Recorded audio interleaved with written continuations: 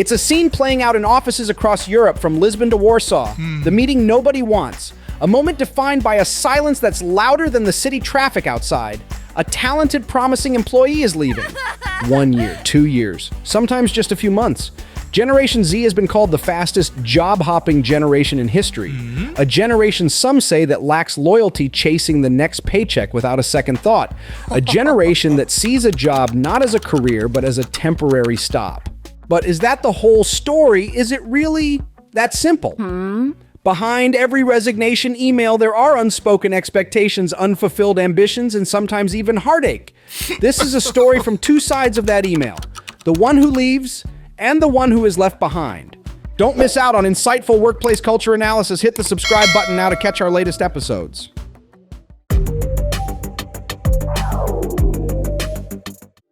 Welcome to Berlin, a city that's a magnet for creative energy and a microcosm of the new world of work. Here at a bustling media agency named Momentum Media, our story unfolds. First meet Lukas. At 23, he's a Gen Z content creator and a true digital native. He's creative, ambitious, and sees his career not as a straight ladder to climb, but as a dynamic, interconnected web of growth. He grew up watching industries get disrupted overnight by technology. He learned a different lesson than the generations before him: adaptability is currency. For him, a job is a tour of duty, a place to acquire skills, make an impact, and then move on to the next challenge. He's driven by the Gen Z trifecta, a desire for fair financial compensation, meaningful work, and a healthy work-life balance. And this is his boss, Daniel. At 35, he's the millennial head of the creative department. He's an empathetic and dedicated leader. He entered the workforce in the shadow of the 2008 financial crisis, a time of economic uncertainty where stability was prized. He learned a hard lesson: loyalty was a shield. His management style is built on the millennial value of creating a collaborative, purpose-driven team, a work family. He sees mentorship not just as a duty, but as a deep personal investment in his people. His psychological contract with work is relational. He offers guidance and a supportive culture, and in return, he values commitment and loyalty. For 15 months, their two worlds, their two different sets of learned lessons worked in perfect harmony, until they didn't. Situation 1. The catalyst: Lukas's perspective. For Lukas, the decision to leave didn't happen overnight. It was a slow burn of growing unease, a quiet accumulation of small disappointments. He genuinely liked the company. The team was great, the culture was inclusive, and Daniel was the best boss he'd ever had. But a feeling of stagnation had begun to creep in. Lukas. The praise felt good, but it was starting to feel hollow. Great job on the campaign, Lukas. Excellent presentation. But what was I learning? I felt like I was running on a treadmill, moving fast, but going nowhere. I was perfecting the skills I already had, not building the ones I knew I would need for tomorrow. He had pitched a new project and innovative content strategy using generative AI to map audience trends 3 separate times. The answer was always the same, delivered with Daniel's typical supportive tone.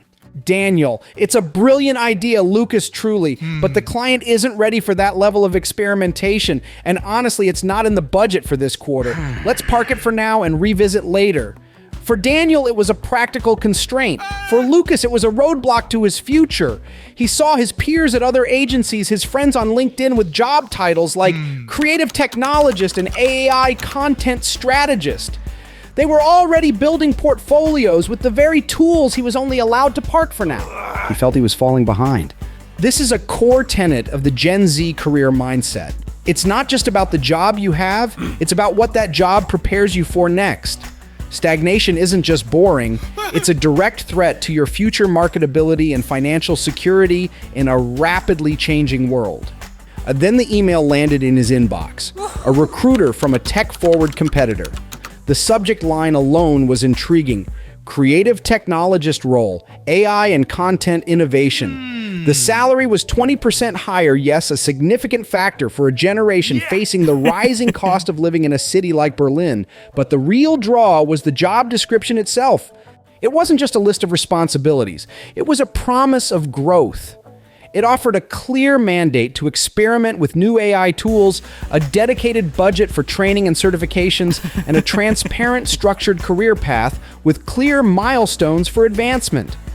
It wasn't just a new job, it was a direct investment in his growth. It was an opportunity too good to pass up. His decision reflects a modern career approach known as a protean career, one that is self-directed and driven by personal values, not organizational loyalty. In his mind, he wasn't being disloyal to Daniel, he was being loyal to his future.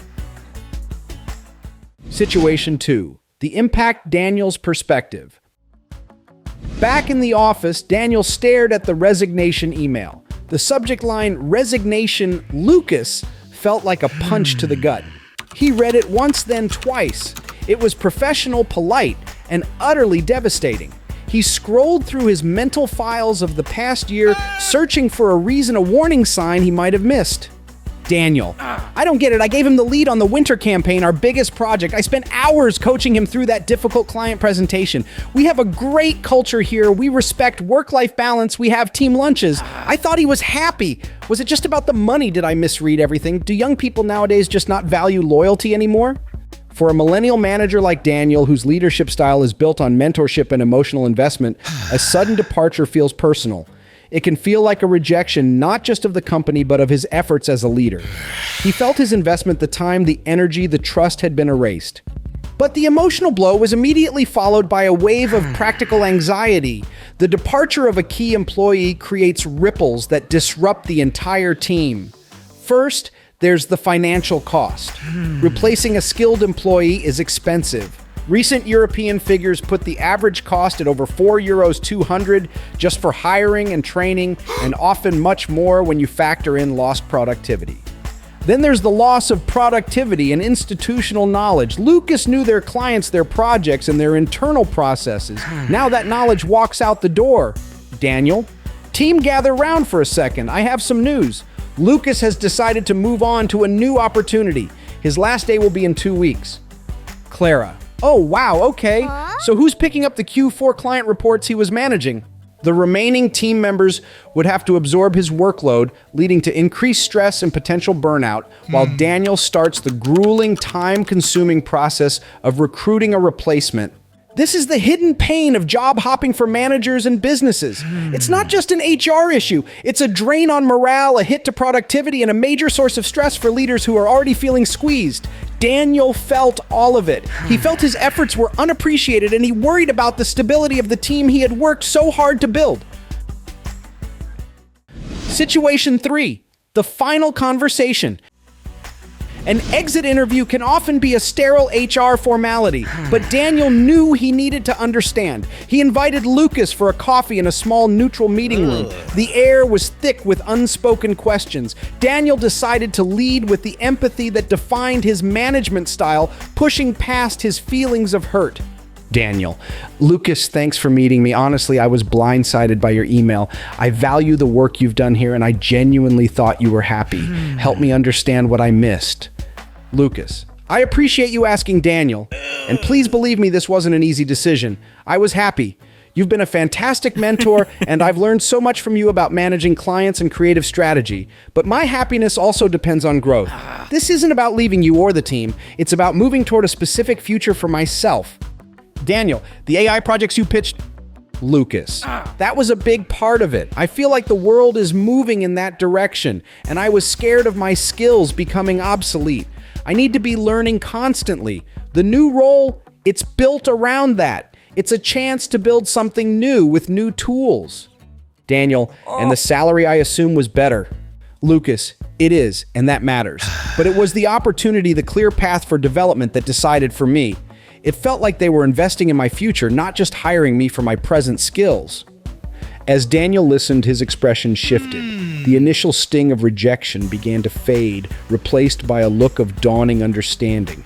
He was no longer just seeing an employee who was quitting. He was seeing a young professional making a strategic career decision. Daniel, I hear you, and you're not wrong.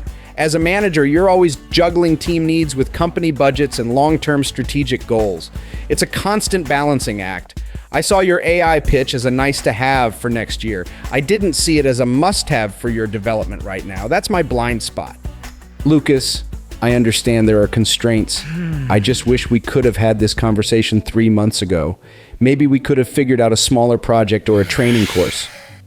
Daniel, you're right. We don't have a clear growth plan for our junior creatives, and that's on us. We've been so focused on delivering for clients that we haven't focused enough on developing our people. I appreciate you being straight with me. It's a wake-up call. In that moment of honest, vulnerable communication, the tension dissolved. Lukas wasn't a disloyal job hopper, and Daniel wasn't a failed manager. They were two people from different generations with different formative experiences navigating a new workplace reality. The gap between them wasn't malice, it was a lack of communication. Conclusion. Lukas left the company with his relationships intact and with genuine respect for Daniel. At his new job, he thrived applying the collaborative skills he learned at Momentum Media to the new technologies he was mastering. Back at the agency, Daniel, after the initial disruption, took action. He didn't just feel bad, he made changes. He proactively worked with HR to design and implement a new growth path program. It created transparent career tracks, quarterly development check-ins, and dedicated training budgets for junior employees. He started to see Gen Z's ambition not as a lack of loyalty, but as a powerful motivator that, if channeled correctly, could drive the whole company forward. So what's the big lesson here? Job hopping isn't the problem. It's a symptom. It's a powerful signal that the old unwritten contract of loyalty for security is no longer valid for a generation that has seen no evidence of its permanence. The future of work doesn't belong to companies that demand loyalty. It belongs to those who earn it day by day through a genuine commitment to their people's growth. For Lukas, leaving was a step up. For Daniel, it was a wake-up call. For both, it was a step forward.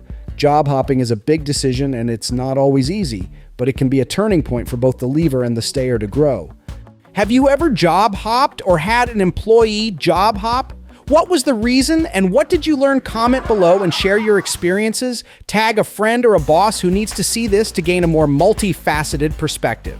If you found this video helpful, like and subscribe to GenShift channel to catch our newest episodes.